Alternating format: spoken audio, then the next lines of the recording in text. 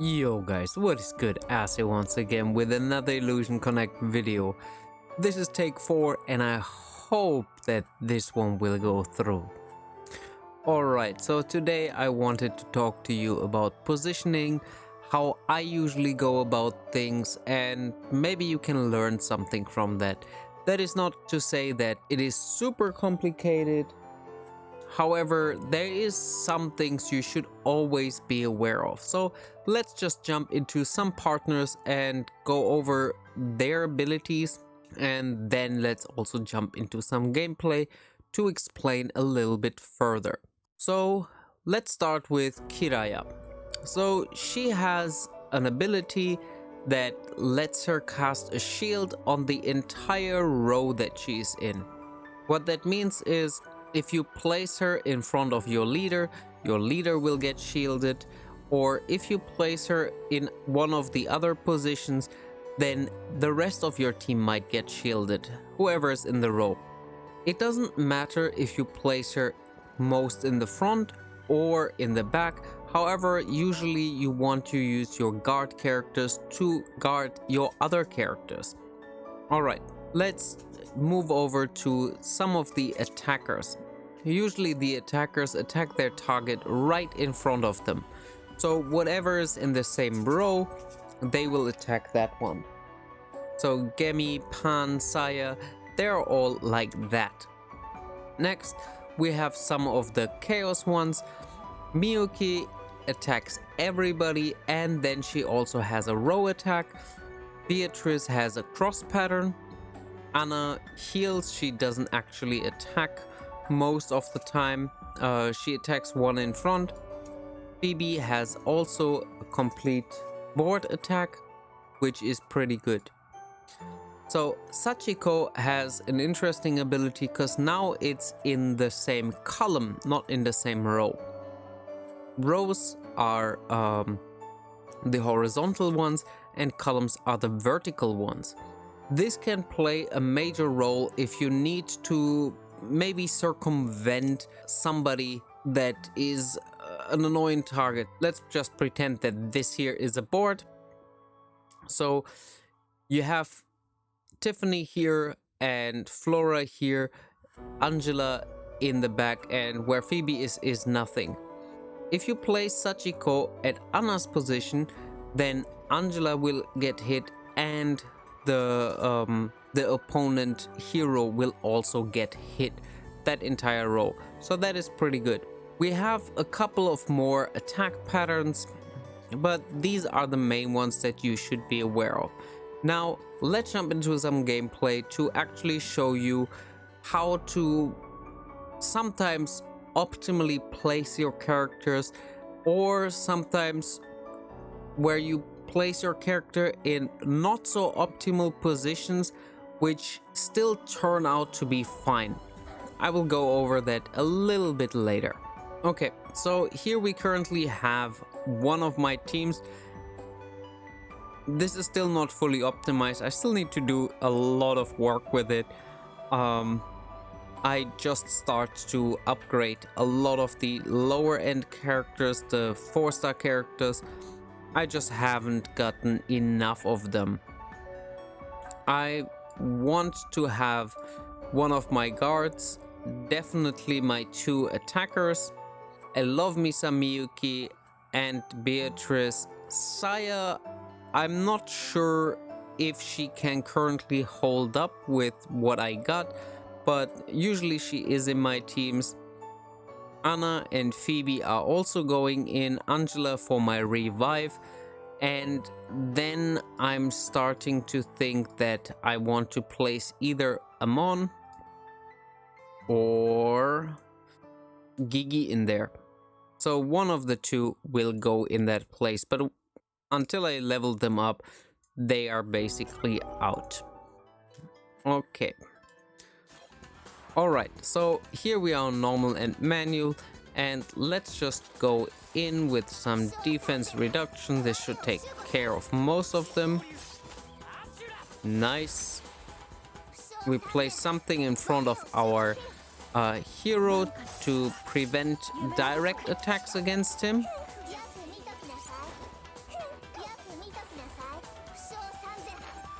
And here, I believe this might be good.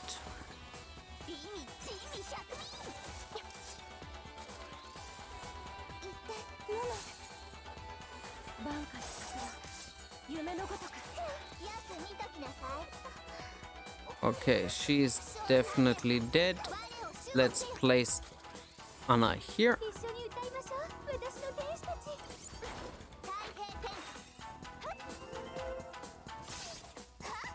And now I'm waiting for my revive. There we go.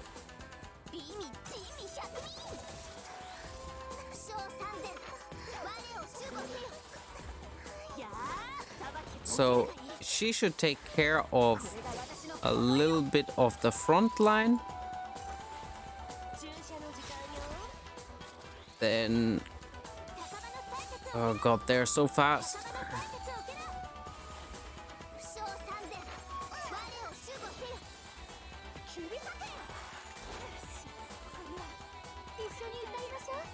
Okay, nice. So we have the heal there. The Maki is dead. And now we can place this, and this should be done.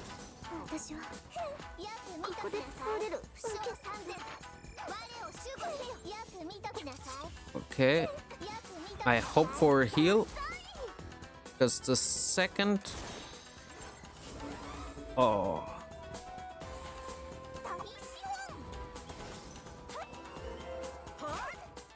Thank you very much for the heal.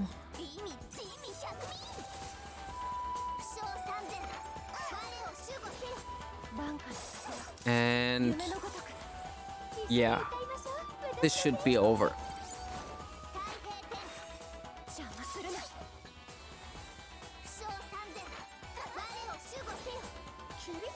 And there we go. Pretty hard fight with all these revivers. Okay, yeah, we're getting into a territory where it gets pretty difficult from time to time. Some of the stages I can basically cheese if I'm fast enough. Cross pattern seems to be valid. Okay. And in an optimal case, we can drop her pretty quickly. Come on, trigger her once more. There we go. Cheese this out pretty quickly with 2 units. So this is what I mean with sometimes with proper positioning, you can do a lot of the work in relatively short amount of time.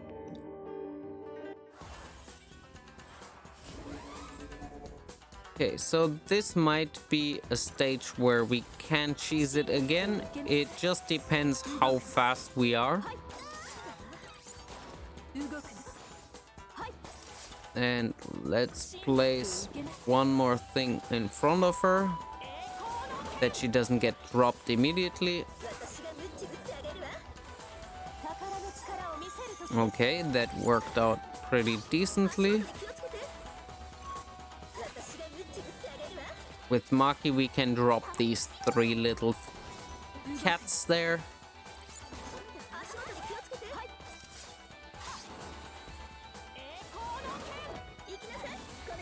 And now I try to wait until the cats are dropped.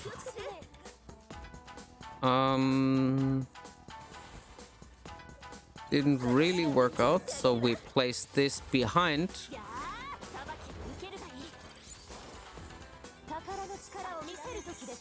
And I'm basically trying at this point to cheese it.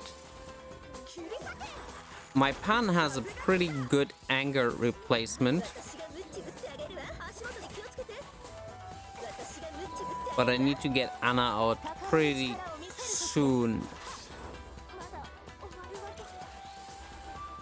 That was not working.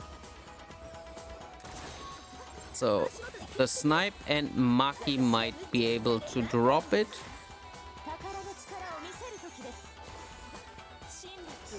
So, okay, this dropped it. Beatrice pretty good with the cross pattern.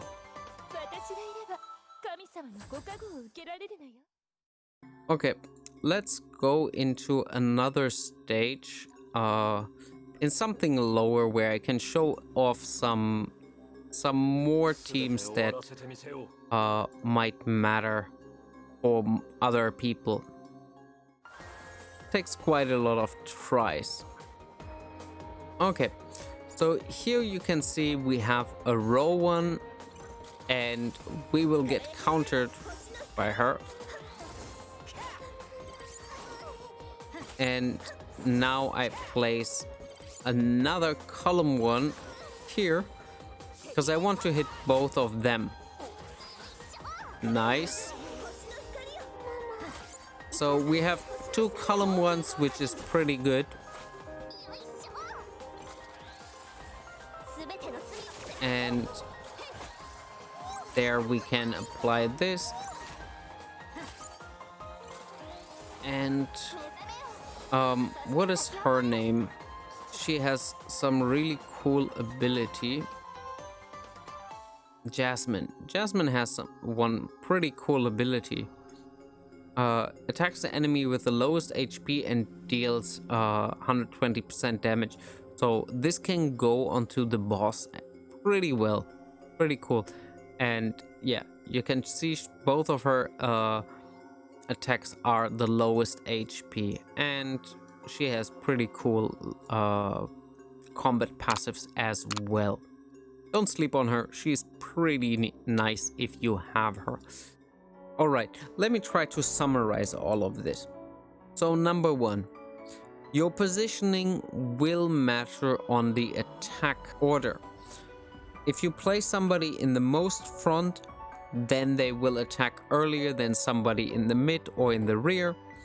And then it also depends if you place them in the topmost row, in the middle row, or in the bottom row. But that less so. Speed is a factor that comes in when the two units that would go in the same row. Basically, there it depends. If your unit has the faster speed, your unit will go. Otherwise, the enemy unit will go if they're in the same position. So positioning matters for attack orders. Next up, positioning affects who gets attacked. If you place anybody in the middle row, they will always get attacked unless there is a taunt. If you have somebody that is in the same row as somebody else, then they will attack them. But the middle row, because your boss is there, will get attacked from all sides if there is no other partner in the same line. So defending also becomes really important. Taunts can make a huge difference. Don't place your taunts in front of your hero. The reason for that is that there's a lot of line attacks, a lot of attacks that go through, and if you place a taunt there, they will always hit your leader as well. So you don't want that. Be also aware of column attacks. So if you fight against somebody with a column heavy team, then obviously you don't want to place your taunt in the same column as your hero. In one of the fights you saw me place my taunt in the bottom left or top left corner, one of those two. And that is just to prevent my hero from constantly getting napped by everything. So attacking, defending, those are the two very obvious ones. Next up, we have some important things. Oh, she can get some gear because I haven't given them any gear. The next thing is you need to know and understand your and the enemy's abilities. Hiraya, when she appears, she grants a 40% shield, right? And then her unique ability grants a shield equal to 20% of the caster's HP to allies in the same column. should say row because it's not the column, it's the row. So there's a mistranslation there. Columns are from top to bottom, and rows are from left to right. So this one is a row. You can shield not only your leader, but also maybe your taunt ability, your taunt hero, or somebody like your healers. They will frequently not have the firepower to take out what is in their row. So it is really important to be aware of where your units can be shielded. Let's quickly go to Angela. So Angela, when she appears, revives one dead partner, and this one will favor the ones in the same row first and then column.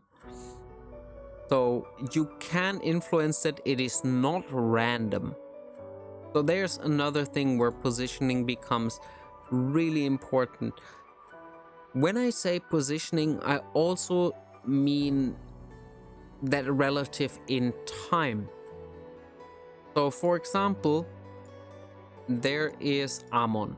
Amon is a pretty good utility hero to have, and you can see when 3 or fewer enemies are present, Amon's attack is increased by 110 and her defense is also increased by 110.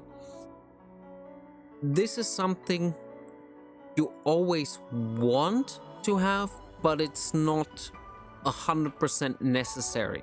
If there is somebody better to place in favor, then of course place her.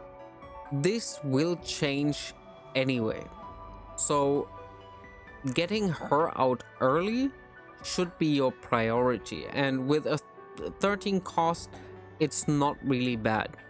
She has this unique ability, revives a dead ally with 40% HP and 80 rage, 800 rage.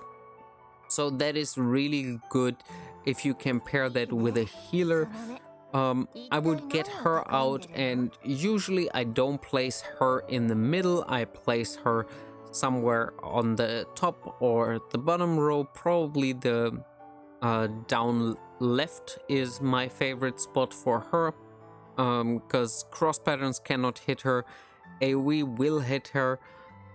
Most of the times I shield her from row abilities with either a taunt on the opposite side, and for column abilities I shield her with just placing somebody in front of her. So she is a really important hero because she will constantly bring somebody back from your team. Another one that has a really interesting ability is of course Miyuki. You will all get her, so no problem talking about an SSR here. Her normal attack is this single, and her special is in one column. Again, it should say row. I don't know why it says column.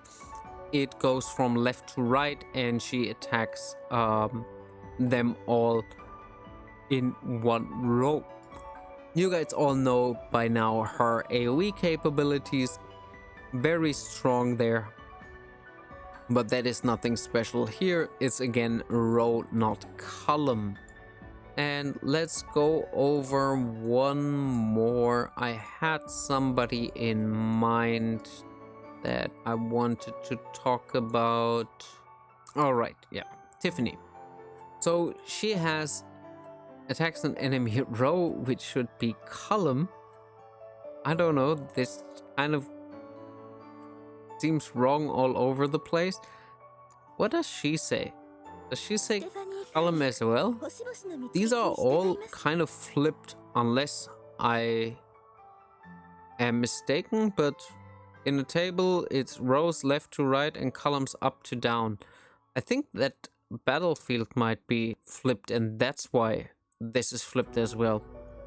So most of them column, and not Ro. Interesting. So I mentioned that with Sachiko before, but yeah, having somebody like Tiffany can be the difference between you make it or you don't make it. A lot of the times there is just too much stuff in front of the hero, but you might have one of lower or upper rows just filled by one person. If you can play somebody like Tiffany in, let's take this spot again, if you can place her where Tiffany is now, she will attack the entire upper, like she will target the entire upper row with her attack. And if there's one hero, let's say Barinas is a hero there, she will attack him and because of that attack the boss. This can make the difference between you beat a level or you don't, because sometimes having a lot of AoE can be can have a disadvantage, especially if you play against somebody like a lot of Makis, a lot of Maze. Like there's a lot of assassins that have this when they die deal 330% attack. There, when Maki dies, deals damage to the enemy leader. Gagaku, which summons her spirit foxes, and when the spirit fox dies, then damage will be dealt to the lowest HP target. When you have somebody like these on the battlefield, then you don't necessarily want to go in with like tons of AoE, because these can just wipe out your team. So having somebody like Sachiko, like Tiffany, where you can circumvent a lot of the weird attack patterns by just attacking one column, having somebody like Nina directly straight through, but row attacks are not as valuable as column attacks in situations like that, because usually there might be something in front of the boss which you definitely don't want to kill, and with Nina you might kill it. Same with the direct attackers or somebody like Beatrice. Those can be helpful in some scenarios, worse in others. So with all that said, again, this is not a guide or something. I really hope this helps some of you out in understanding a little bit more about the positioning and what you can and should do or what you shouldn't do when you're facing certain enemies. If you have some questions, just drop them in the comments. If I can answer them, I will definitely do. With all of that said, if you enjoyed it, leave a like, subscribe, all the good stuff, and as always, it was a pleasure to have you here. I will see you in the next one. Until then, enjoy the grind.